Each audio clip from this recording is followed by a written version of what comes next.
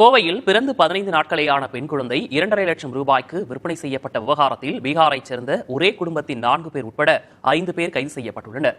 என்ன நடந்தது விரிவாக பார்க்கலாம். கோவையைச் சேர்ந்த 40 வயதான விஜயனுக்கு 17 ஆண்டுகளாக குழந்தை இல்லை. பிறந்து இறந்த குழந்தையின் நினைவாக இவர் அனாதை இல்லத்தில் அன்னதானம் செய்வது வழக்கம். அப்போதுதான் அறிமுகமானார்கள் மகேஷ்குமார், அஞ்சலி குமாரி தம்பதி. பீகாரைச் சேர்ந்த இருவரும் விஜயனுடன் நன்றாக பழகியுள்ளனர்.